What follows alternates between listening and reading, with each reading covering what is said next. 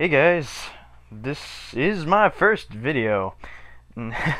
I was going to do an intro, but like an intro to my channel, but it felt so mechanical because I was like explaining myself and how I operate. And really, my profile does that for me, to be honest. All you really need to know is off of that is I take suggestions and comments and whatever, and I'll probably answer them in future videos. That's really all you need to know off of that. So I figured might as well jump into this, get into something, give you guys something to hang on to.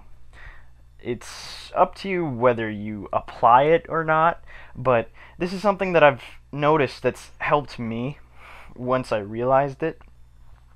It goes along with acceptance. Acceptance. That's basically how I'll put it. Uh,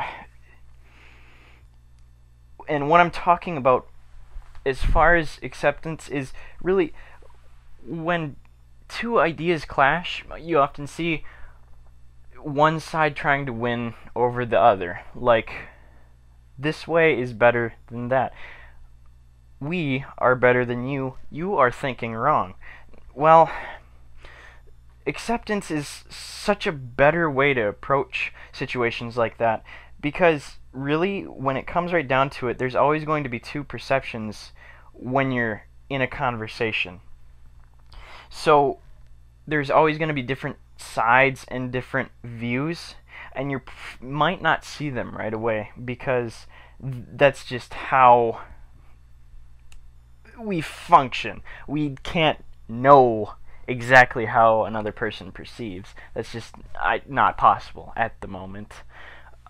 So, acceptance, instead of saying, my way's better, you can think it in your mind or feel that yours is superior or whatnot, and that's perfectly fine because our brains are wired to do that. There's a side that holds on to beliefs very firmly and actually takes eliminates information that doesn't coincide with your belief, and then there's a side of the brain that does the opposite and constantly tries to disprove your beliefs.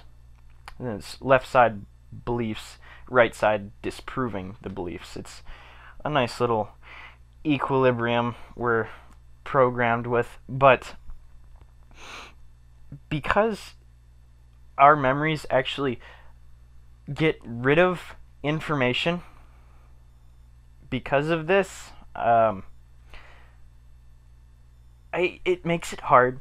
It makes it hard to discuss sometimes. So if you approach situations with acceptance, like saying there's no real right or wrong to the situation, that just exists as another option or opinion. There's nothing really forced. There's nothing going on that's terrible. No one feels alienated. So it's all good. Now, I'm not really explaining this perfectly, but that's what I feel is good to practice. I should say practice, because that's what I've done recently, and I haven't had very many arguments where I came out of it either angry or annoyed or anything, and the person felt the same way. If you respect the opinion, whether it's right or wrong, it's going to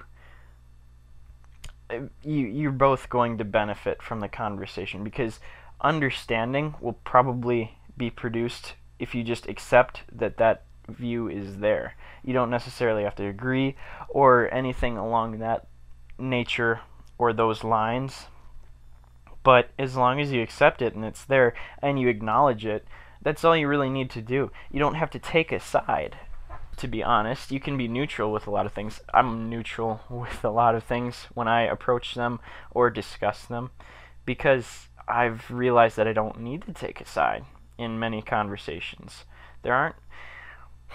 There's only a handful of instances where I've found that I do need to, and it's really because I chose. It came down to I chose to. And now I can't think of very good examples at the moment, but that's not a big deal. So that's basically what I'm trying to get at as a first thought. Acceptance, as in being neutral towards ideas, I should say, because we in society tend to try to shoot down certain opinions or groups based on their thoughts or actions, and really since there's so many different perceptions, that's not very fair to do. um, as long as there's two different functioning brains on the planet, there's never going to be one vision, one truth, one right and wrong. It all comes down to perception, and I can talk about that later, but a lot of the time perception is what it boils down to.